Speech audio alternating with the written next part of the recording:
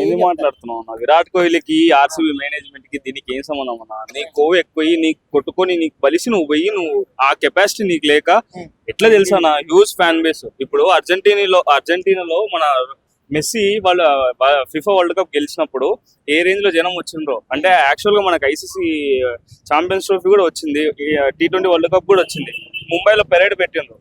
అప్పుడు అక్కడ లేని జనాలు కూడా ఇక్కడికి వస్తారని తెలుసు అందరికి. మనకు కొవ్వు ఎక్కువే మనం పోయినాం అంతే. కెపాసిటీ ఉండాలన్న. దీనికి మళ్ళీ మధ్యలో విరాట్ కోహ్లీ, దాని తర్వాత ఆర్సీబీ మేనేజ్మెంట్ వాళ్ళు ఏం చేస్తారన్న? గవర్నమెంట్ కూడా ఏం చేయలేదన్న. ఇప్పుడు సర్టెన్ ప్రికాషన్స్ తో గవర్నమెంట్ కూడా ముందుకు వచ్చింటది. సర్టెన్ ప్రికాషన్స్ తో అక్కడ ఎవరిది ఏం తప్పు లేనప్పుడు స్టేడియం యొక్క కెపాసిటీ 35,000 అయితే మరి 2 lakhs 3 lakhs మెంబర్స్ ఎట్లా వచ్చారు అన్న? కన్ఫర్మ్ అన్న. అది ఇప్పుడు పెరేడ్ అన్నప్పుడు చూడడానికి ఖచ్చితంగా వస్తారు. అది ఇప్పుడు 18 ఏళ్ల నుంచి ప్రతి ఒక్క విరాట్ కోహ్లీ అభిమానిగా ఖచ్చితంగా విరాట్ కోహ్లీ ఆ కప్పు చూడడము, ఆ విరాట్ కోహ్లీ ఆ కప్పుకి కిస్ పెట్టడము, అది గెస్చర్ ఖచ్చితంగా చూడాలనుకునేసే. ఇప్పుడు 18 ఏళ్ల నుంచి ఒక కింగ్డమ్ ని, నిజం చెప్తున్నా, ఒక ఫ్యాన్ బేస్ ని బిల్డ్ చేసుకున్నాడు అంటే మామూలు వ్యక్తి కాదు. సరే బ్రో, ఇప్పుడు వాళ్ళ తప్పేం లేదు, ఎవరిది తప్పలేదు, బట్ ఒక ఇష్యూ జరిగిన, మనుషులు చనిపోయారు, వాళ్ళ గురించి అయితే మాట్లాడాలి. ఖచ్చితంగా అయితే అది అనుకోకుండా జరిగిందన్న. అది అందరం బాధపడాల్సిందే, కన్ఫర్మ్ గా బాధపడాల్సిందే. ఇప్పుడు వాళ్ళ మన కర్ణాటక గవర్నమెంట్ కూడా మన డిప్యూటీ సీఎం, అక్కడ డిప్యూటీ సీఎం గానీ సీఎం గానీ ముందుకొచ్చి ఆ ఫ్యామిలీస్ కి 10 lakhs ఇస్తామని చెప్పేసి నిన్ననే చెప్పిండ్రు. సరే, ఆడికి కూడా వద్దులే, ఒక ప్రాణానికి 10 లక్షలైన విలువ అనేసి చాలా మంది ఇప్పుడు హేటర్స్. మామూలుగా అంటే ఒక మ్యాచ్ ఓడిపోతేనే ఆర్సీబీ పైన ఎన్ని ట్రోల్స్ వస్తాయో, ఎంత హేట్ రేట్ ఉందో తెలుసు కాబట్టి ఇప్పుడు కప్పు గెలిచినాక ఇంత పెద్ద ఇన్సిడెంట్ అయింది.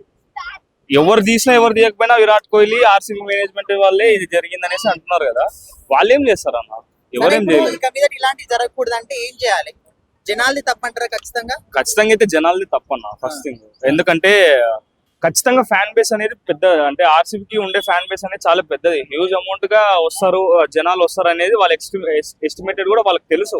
అయినా కూడా అంటే జనాలు ఇట్లా చెట్ల మీదకి ఎక్కడము, ఆ చిన్న చిన్న పైప్ లైన్స్ మీదకి ఎక్కడము, వాళ్ళు సేఫ్టీ ప్రికాషన్స్ తీసుకోకుండా అట్లా చేయడం అన్న తప్పన్న.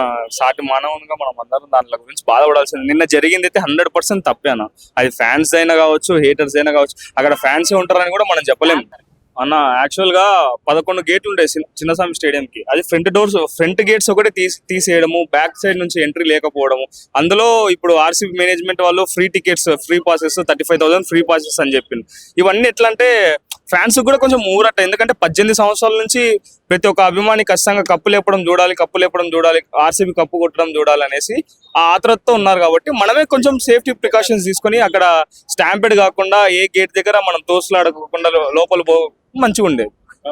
ఇండియా వరల్డ్ కప్ కొట్టినప్పుడు కూడా ఎంత పెద్ద క్యాంపెయిన్ జరిగిందో మన అందరికి తెలుసు. ఇండియా వరల్డ్ కప్ కూడా మన గవర్నమెంట్ సరైన సన్నాహాలు తీసుకుంది కాబట్టి 11 ప్రమాదాలు జరగకుండా వరల్డ్ కప్ క్యాంపెయిన్ అంత సక్సెస్ఫుల్ గా పోతుంది.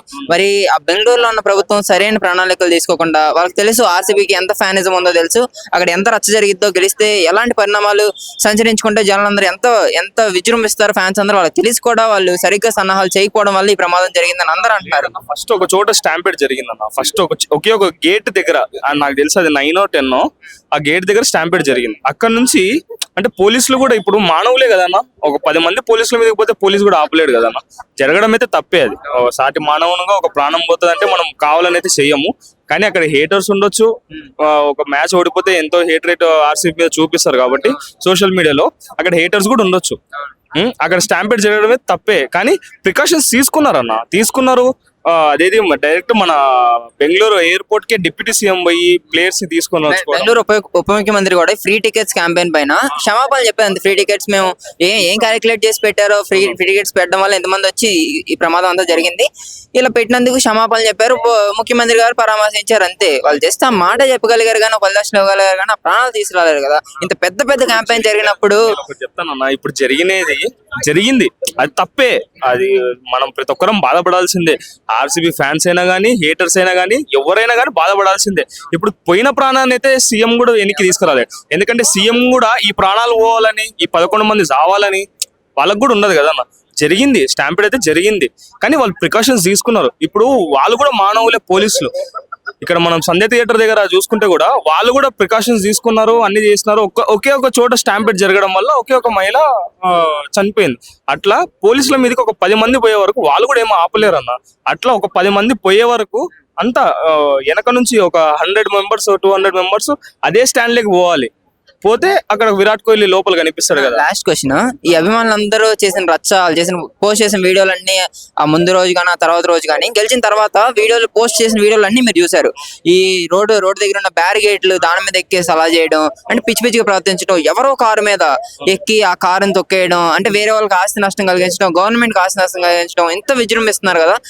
ఇటువంటి అసలు హోరాహోరీ ఇటువంటి విజయవేరి అసలు ఎంతవరకు కరెక్ట్ అంటారు ఫ్యాన్స్ తరపు నుంచి? ఎరిపుక్తనం అన్న. ఫ్యాన్స్ అంటే ఎట్లుండాలి? డైహార్డ్ ఫ్యాన్స్ ఉంటారన్న, ఖచ్చితంగా ఉంటది. కానీ ప్రాపర్టీ, వేరే వాళ్ళ ప్రాపర్టీస్ నువ్వు డ్యామేజ్ చేసుకోవడము, అరే ఫస్ట్ నీ ఇంట్లో వాళ్ళ కోసం నువ్వు బతుకురా పోయి. ఇప్పుడు చూపి, ఫ్యానిజం చూపి, సోషల్ మీడియా బయటికి రా, మాట్లాడు. లేకపోతే నీకు అంత చాతనైంది అనుకో, చారిటీలకు అన్నదానము, లేకపోతే ఇంకోటి ఏదో ఒకటి చెయ్యి. అంతేగాని ఇట్లా రోడ్ల మీద తాగి చేయడము, ఒకరి కార్లు పొలగొట్టడము, గవర్నమెంట్ ప్రాపర్టీని డ్యామేజ్ చేయడం, అది తప్పన్న, అది ఖచ్చితంగా తప్పు.